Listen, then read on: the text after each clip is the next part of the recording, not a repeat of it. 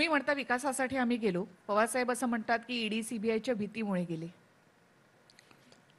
असं आहे की आदरणीय पवारसाहेबांना त्यांचं मत ते केव्हाही व्यक्त करण्याचा करू शकतात. गेले 6 दशके ते महाराष्ट्राच्या राजकारणामध्ये आहेत. आमच्या प्रत्येकाच्या राजकीय जीवनामध्ये सुद्धा त्यांचा वरदस्त आम्हाला मिळाला त्या ठिकाणी. त्यामुळे त्यांच्या कुठल्याही व्यक्त केलेल्या मतांच्या वरती मी काही भाष्य करणार नाही. तुम्ही म्हणता राष्ट्रवादीमध्ये संघर्ष नव्हता, पण आता जे दिसतं ते दादा आणि ताईंमधला संघर्ष, म्हणजे जी काही टोकाची टीका, म्हणजे एक फक्त टीका मी तुम्हाला सांगते की सुनेत्रा पवार प्रचार करतायत, तिथे सुप्रिया ताई सभेमध्ये असं म्हणाल्या की बायकोचा प्रचार नवरा करतो म्हणजे मग पर्स घेऊन तुम्हाला कॅन्टीनमध्ये बसायचंय का, ही अगदीच टोकाची टीका झाली. बरं झालं आपणच हा मुद्दा या ठिकाणी काढलात. गेले अनेक वर्ष किंवा गेले काही दिवस, प्रामुख्याने 6-7 महिने आम्ही निर्णय घेतल्यापासून सुसंस्कृत महाराष्ट्राचे आम्ही आहोत, चव्हाण साहेबांचे वारसाचे विचारधारे आम्ही आहोत, वैचारिक लढा आम्ही त्या ठिकाणी उभं करतो आहोत, अशी सतत वक्तव्य तुम्ही आता ज्यांनी टीका टिप्पणी केली त्यांच्याबद्दलचं सांगितलं. मला हे आश्चर्य वाटलं, दुःखही झालं, वेदनाही झाल्या की एका महिला आमदारांच्या खासदारांच्या बाबतीमध्ये आशाबाईचं वक्तव्य करावं. मी पण संसदेमध्ये 5 वर्ष, माझ्यापेक्षा ते अधिक आहेत, पण कुठल्याही महिला खासदारांचा पती कॅन्टीनमध्ये पर्स घेऊन बसलेला मी 5 वर्षात पाहिला नाही. त्यांनी पाहिलं असेल तर मला माहीत नाही, पण ते वक्तव्य थेट सुनेत्रा वहिनींसाठी होतं असं मी मानतो. मला प्रश्न विचारण्यामध्ये सुद्धा तेच अभिप्रेत आहे. बरोबर आहे ना मी म्हणतो ते, की ते वक्तव्य वहिनींच्यासाठी लागू होतं. मला नम्रपणे हे सांगायचं आहे की दादा भाषण करायला जे गेले, तो दौंडला शेतकऱ्यांचा मेळा होता, पण दादा गेले 35 वर्ष भाषण करत आहेत, सगळ्यांच्या लोकसभेच्या निवडणुकीमध्ये भाषण करत आहेत.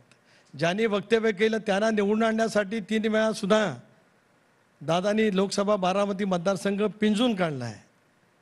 का विसरावं मला कळू शकत नाही. नैराश्य येऊ शकतं, पण ते नैराश्य इतक्या पराकुटीच्या वक्तव्यापर्यंत पोचेल असं कधी मला वाटलं नाही. हे दुःख आहे. मग चव्हाण साहेबांच्या विचाराचे वारसदार, वैचारिक आमची लढाई आहे, हा बोलण्याचा अधिकारच गमावला ना. का अधिकार शिल्लक राहिला? आणि सुनेत्रा वहिनींचं काम सुद्धा सामाजिक काम फार मोठं आहे. बारामती टेक्स्टाईल असेल, बारामती क्लब असेल, अनेक शैक्षणिक संस्था असतील, विद्याप्रतिष्ठान असेल, या साऱ्या गोष्टींमध्ये सुनेत्रा वहिनींचं काम मोठं आहे. आणि त्याही भाषण करतात असं नाही. आणि त्या काय पर्स घेऊन कुठल्या कार्यक्रमाला गेलं मी नाही कधी पाहिलं. आयपॅड लागतो त्यांनाही कळेल. ज्या दिवशी सुनेत्रा वहिनी संसदेत जातील त्यावेळेला आता उत्तम पद्धतीने बोलतील याची आम्हाला खात्री आहे. पण ज्यावेळेला माणूस पहिल्यांदा जातो, एखादी पहिली निवडणूक लढली जाते, त्यावेळेला तो थोडासा नवीनच असतो. ते प्रत्येकाच्या राजकीय जीवनामध्ये. मी 95ला आमदार पहिल्यांदा झालो, 92ला जिल्हा परिषद अध्यक्ष झालो. पहिली वेळ होती, स्वाभाविकच आहे. कोणाच्या तरी आयुष्यात पहिली वेळ आहेच. म्हणजे असं काही नाही की सगळं काही शिकून आम्हीच एकटे आलो होतो आणि बाकीचे सगळेजण एकदम अज्ञानी आहेत, त्यांना अजिबात काही कळत नाही, असं दुसऱ्यांना कमी लेखणं योग्य नाही. म्हणजे बारामतीमधून राष्ट्रवादी काँग्रेसच्या उमेदवार या सुनेत्रा पवार असणार नाही, असं नाही मी म्हटलं. तुम्ही म्हणालात ना त्या बारामतीमधून संसदेत जातील म्हणून. आपण मला जो विचारलात प्रश्न, आपण मला प्रश्न असं विचारलात की आदरणीय सुप्रियाताई असं म्हणाल्या की निवडून जाणाऱ्या महिला प्रतिनिधींना पर्स घेऊन त्यांच्या पतीला कॅन्टीनमध्ये बसावं लागलं, असा आपला प्रश्न होता. आज ती जागा महायुती म्हणून आम्ही लढणार आहोत.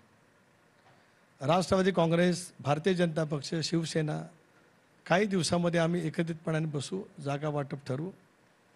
महायुतीमधून राष्ट्रवादी काँग्रेस पक्षाला ती जागा मिळावी अशी आमची अपेक्षा राहील. चर्चा होतील त्यावेळेला, इतर जागांच्या वतीमध्ये चर्चा होतील. अजून आमची काही तशी चर्चा झाली नाही. आणि मग राष्ट्रवादी काँग्रेस पक्षाने ती जागा लढवायची ठरवली तर मी आज अधिकृत सांगतो की सुनेत्रा वहिनी उमेदवार असतील. पण महायुतीने राष्ट्रवादी काँग्रेस पक्षाला ती जागा लढण्याचा निर्णय झाल्यावर, मी पुन्हा एकदा सांगतो, तो झाल्यावर, आता नाही, ती जागा राष्ट्रवादी काँग्रेस पक्षाच्या वाटेला आली तर जरूर सुनेत्रा वहिनी या राष्ट्रवादी काँग्रेस पक्षाचे उमेदवार असतील. पण मी सांगितलं पुन्हा त्याच्यात पण आहे, जागा वाटपाच्या बाबतीमध्ये अजून चर्चा नाही. पण आपणच विचारतात कारण रणधुमाळी सुरू आहे. बरोबर.